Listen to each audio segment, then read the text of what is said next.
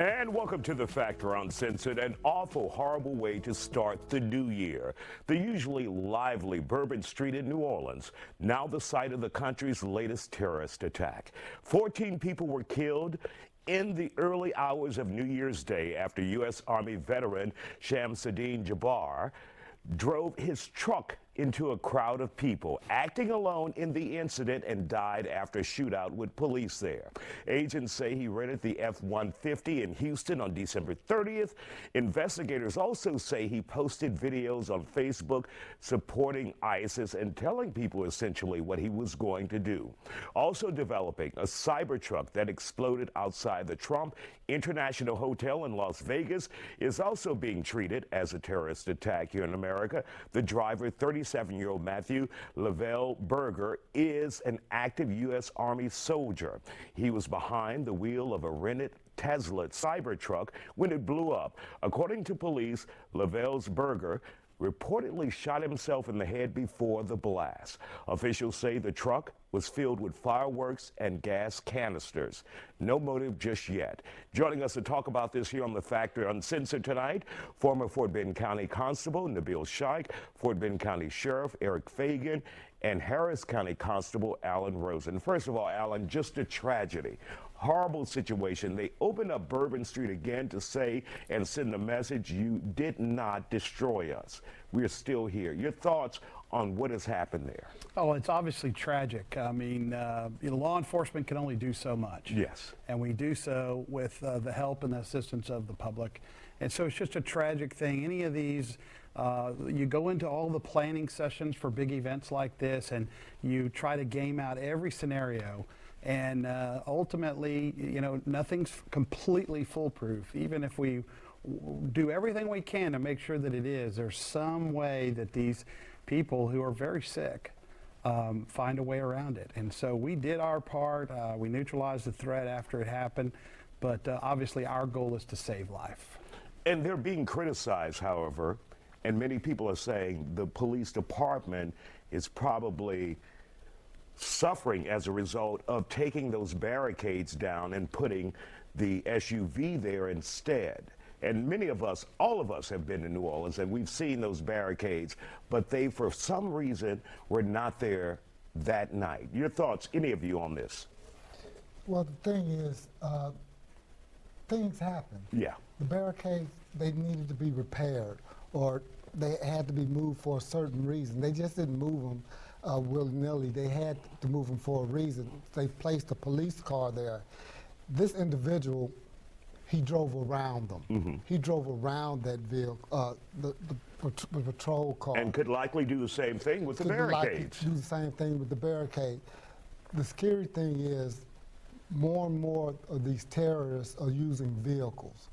Vehicles are so common that law enforcement is not something that we're shocked, like somebody with a bomb vest on or something like that. But these vehicles, they're using these vehicles because they're so common in the world. And we're finding out now that these two individuals rented the vehicles from the same place. Well, when you buy a gun or something like that, they have safeguards that we can look for.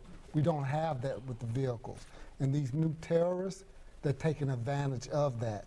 So now we have to change on rental vehicles. We have to do something to look at that, get with legislatures, seeing about people renting cars, which make it harder on honest citizens.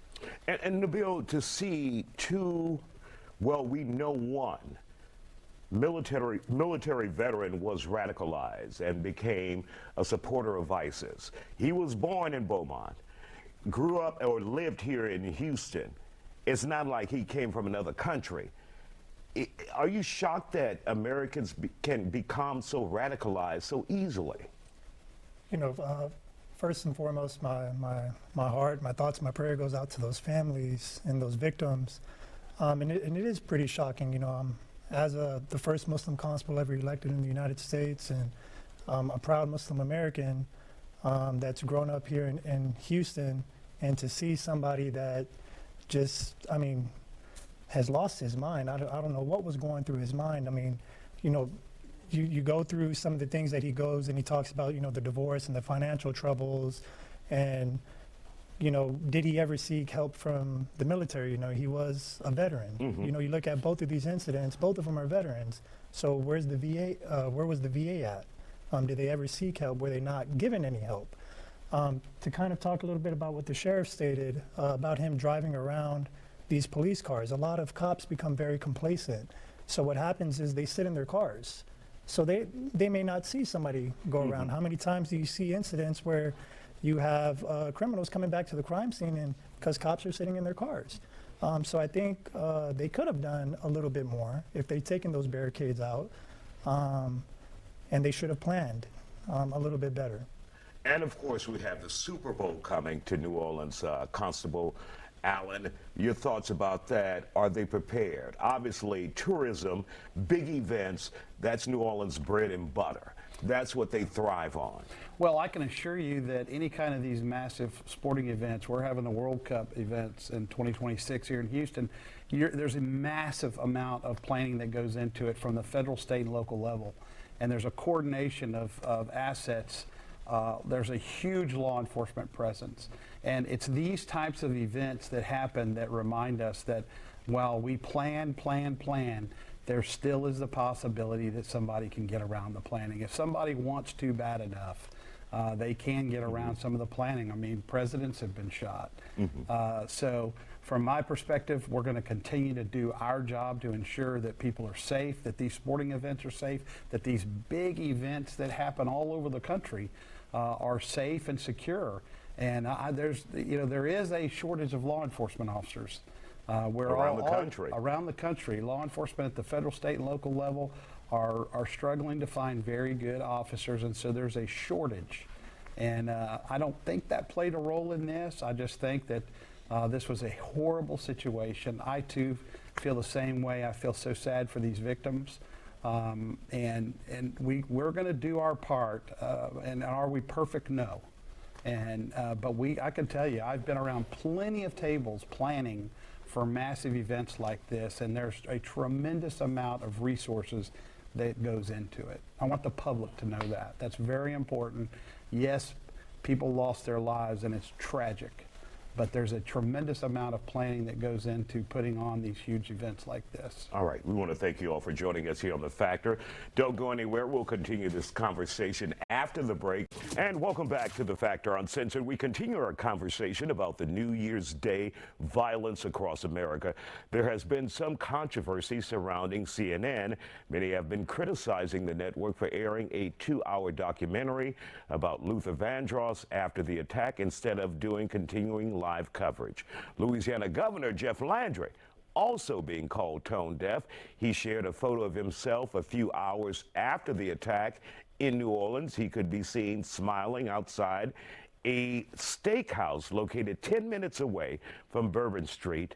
What's the best way to handle a crisis? Joining us now, our new addition to the group, publicist Brigitte Holden. Glad to have you here on The Factor. Thanks for having me. Bad moves on both parts, CNN and the governor, Governor Landry. Absolutely, because remember in 1994 with the O.J. Chase, remember that? And the network that was covering, I don't remember, but they broke in, said what they had to say, and then they put like the picture-in-picture at the bottom so you could still see it, but they did not interrupt the game. I feel like CNN could have handled that a lot better, as well as the governor.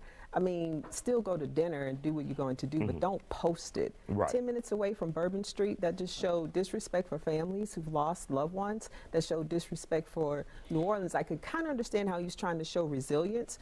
Did he know? And if you did, that was just disrespectful for you to post And could a it picture. have possibly been a social media person? Because, you know, the governor's not out, you know. True, facts. And it could have been a social media person, but still he had control to say, Right. hey, let's not post this. He could have taken that opportunity to say, hey, condolences to the family, we're New Orleans strong, or whatever it is he wanted to say, which he put another statement out saying that businesses were still open because we're going to show people that we're strong. Still not a good move because he still did not say anything towards the families. And one of the things that Mayor Cantrell said in New Orleans is that the families come first. Remember the families, remember the victims. Exactly. Did she handle it well? Absolutely. She did a great job because she said that. She said, remember the families, they come first. This is a tragedy. This is probably, aside from Katrina, which was years ago when they had national news then, and now New Orleans is making national news again because of this tragedy. So yes, there are people who live there, probably visitors, but you still cannot discount the tragedy in these people who lost their loved ones. And it's during the holidays, so that's a sad thing that they'll have to live with each year.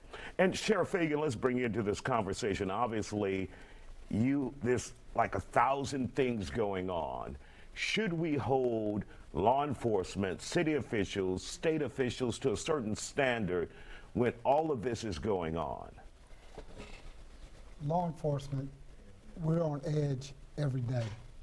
Ever since the very first shooting at UT at the tower. Remember that, back when that happened? Well, we've been on alert ever since then. We're learning. This is something new to law enforcement, these terrorist attacks here in our homeland. But I want to comment what she was saying. We always have to think about the families and the victims. Life is the most important thing. When we had the Super Bowl, but one thing the terrorists want to do, the main thing for terrorists to do is to strike fear into the public. The meaning of the word, yes, terrorist, terrorize. To terrorize, to stop us from doing what we normally do. Did the governor, was he wrong for that post?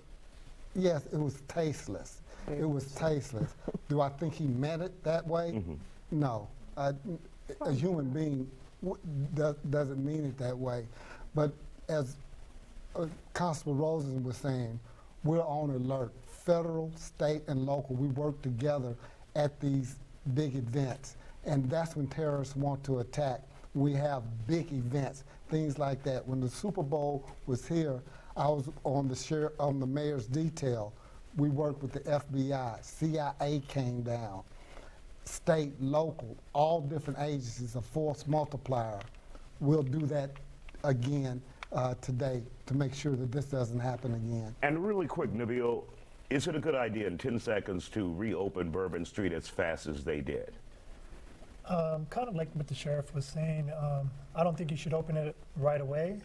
Probably assess the situation, but you got to open it up and let everybody know that you're still New Orleans strong. All right, Constable Allen, really quick, 5 seconds. No, I tend to agree. I think that once you secure the area, you take the necessary steps to keep Bourbon Street safe and secure, then you should open it up. You want to get people, you want to honor the victims, but you also want to get back to trying to get people back to normalcy. All right, we want to thank you all for joining us here.